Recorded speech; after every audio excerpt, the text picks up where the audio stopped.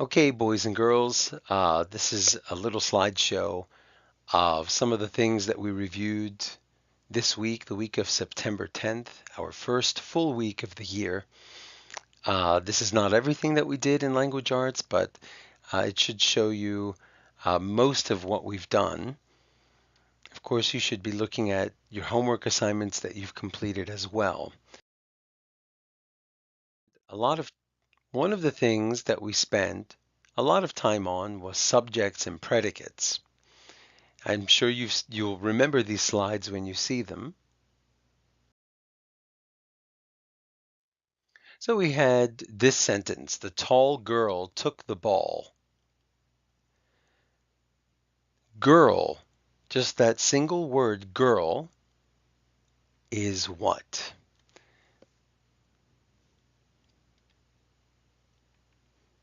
Hopefully you said it's the simple subject. Remember, a simple subject is normally one word and it tells us what the sentence is about. It could be two words. You might remember the Petronas Towers. That's right. And where are the Petronas Towers located? In Kuala Lumpur. In what country? In Malaysia. So even though Petronas Towers is two words, it's one thing. So we call that our simple subject. Now, if we look at that same sentence, the tall girl took the ball. The tall girl includes the simple subject and all of the things that are connected to her. The tall girl. We could even have a sentence that has something like the tall girl with the blonde hair and the parrot on her shoulder. All of that would still be the complete subject. Okay, so our simple subject is normally one word. The complete subject is always more than one. Okay, now let's go on to the new type of subject that we learned about. The tall girl and the tall boy took the ball. Well, the predicate in this sentence is took. The simple predicate. Took is one word. Who took? The tall girl and the tall boy. Or we could just say girl and boy. And that would give us our compound subject. So remember, compound means there are two or more parts. We have compound words. There are compound fractures. If anybody ever has an accident, compound is used quite a bit. Okay, now that's it for the subject. Let's take a look at the predicate.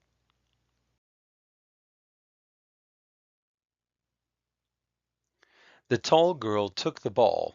Well, we know that girl is our subject. What did she do? She took. That's our simple predicate. It's one word. There are some times when it could be two words. You might remember an example we did in class about the Caldecott medal. What did the example say about it? It said that it is awarded every year. Is awarded is two words, but those two words make up the simple predicate. The tall girl took the ball. Well, if took is the simple predicate,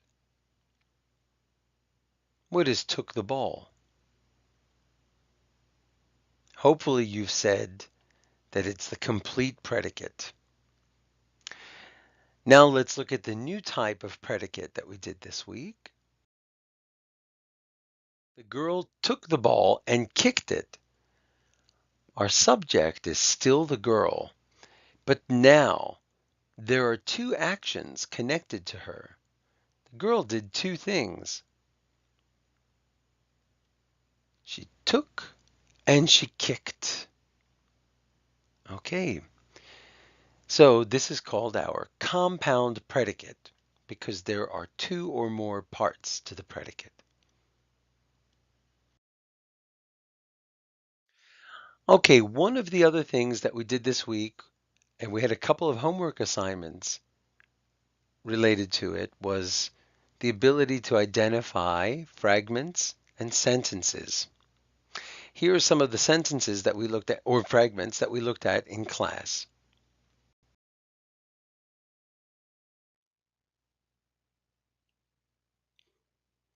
A big jar of honey. Do you remember if this is a complete sentence or a fragment? It is a sentence fragment because there is no action here. There's no predicate.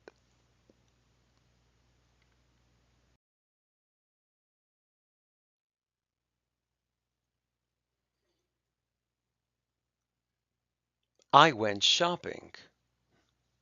Is this a fragment or a complete sentence? Well, the sentence is about I. Okay, so I is the subject. What did I do? Now, a lot of people said shopping was the predicate, but it's actually went. I went. That's the complete sentence. So this is fine. This is not a fragment.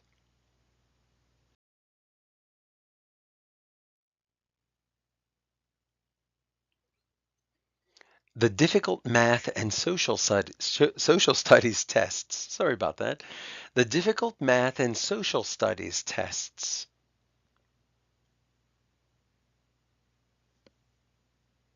This is a sentence fragment. There is no verb here, although some people might think that tests is a verb and it could be in other contexts, not here. The difficult math and social studies tests is a fragment. Wow, that could be a tongue twister. Next,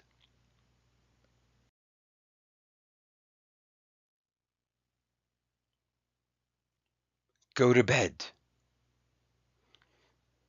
Some people had trouble with this. Go to bed. Is it a fragment sentence or is it a complete sentence?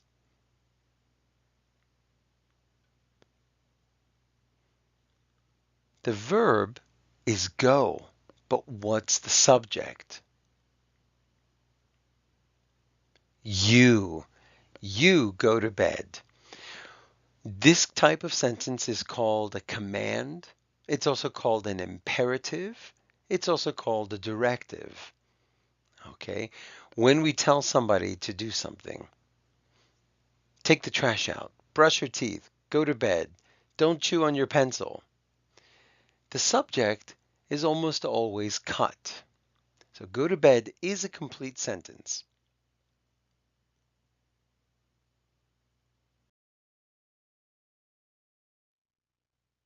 Now let's take a look at spelling. You'll remember that we took a little practice quiz and then I showed you some of these slides that you're about to see again. And then we did it again. We took the practice quiz again and everybody improved.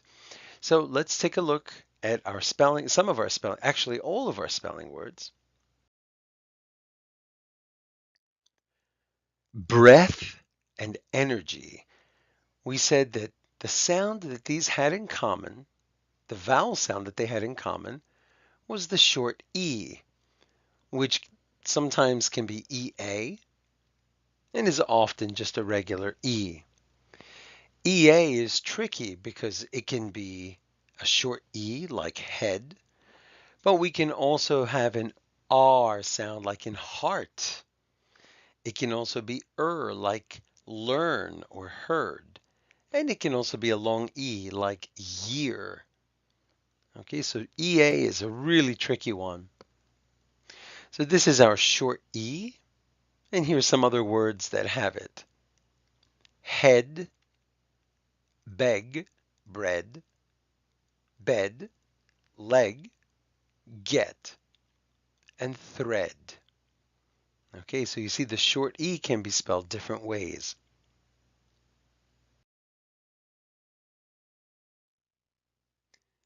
Next we have gravity and basket. And these words feature the short A sound.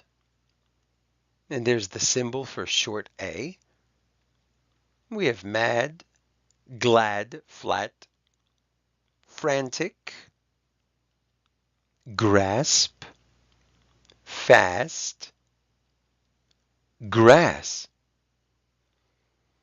Okay, frantic and grasp are spelling words, so we need to remember those.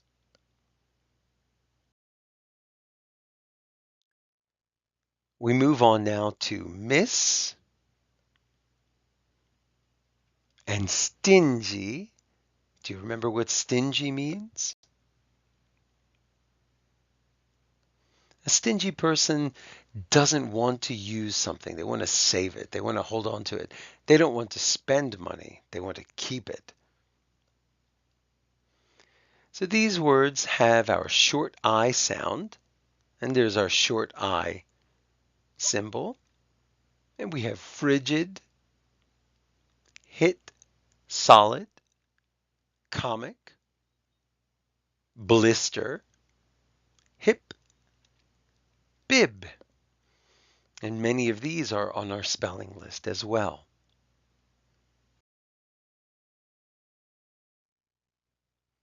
Now this was a tricky one. We had numb and we had shovel, which featured the short U sound. Now what's weird about this is that shovel doesn't have a U.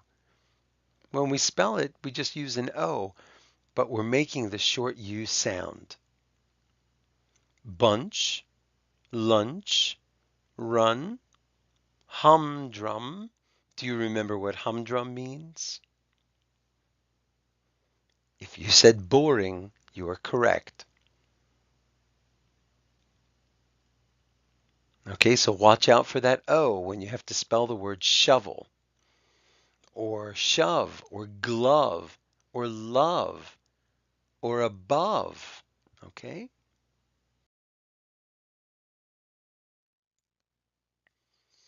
Okay, on the left, you can see our half of our spelling words. On the right, you'll see where we have some of the tricky parts where some people made a mistake. Breath, we said we're going to watch out for that EA.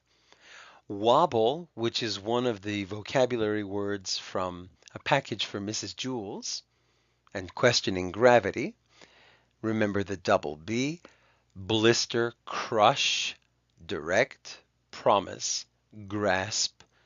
Numb, we had said we had to be careful of because of the silent B, like in thumb.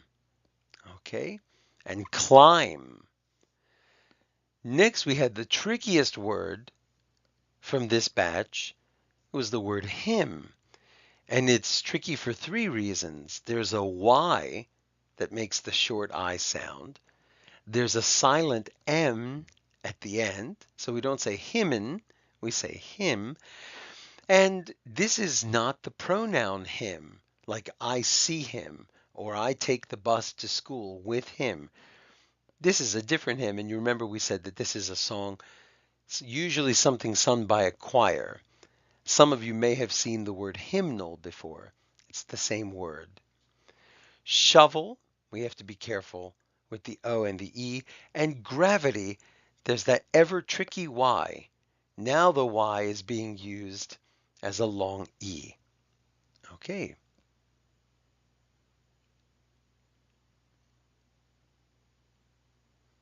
And remember, be careful with this word hymn. Our other words here, frantic, swift, feather, there's that short E sound, which is represented as an EA. Comic, bundle, not bundle, bundle, solid, weather, again with that EA, energy. The second E is different than the first E. We don't say energy, energy, and stingy with that tricky Y again at the end.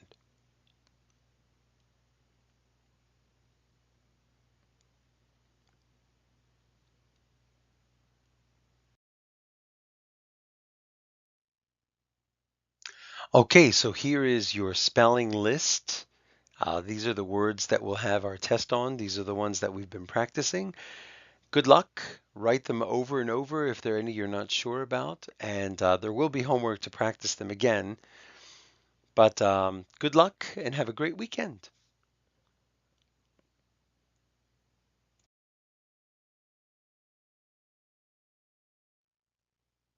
Okay, that's the end of this little slideshow. I'm sure it wasn't terribly exciting, but your reward for making it to the end is you finally get to see what the Petronas Towers look like on the left, and of course on the right is the Caldecott Medal. Watch this often if you get stuck. It'll help you review. You can run it on your phone, computer, or whatever, your tablet, and have a great weekend. Bye bye.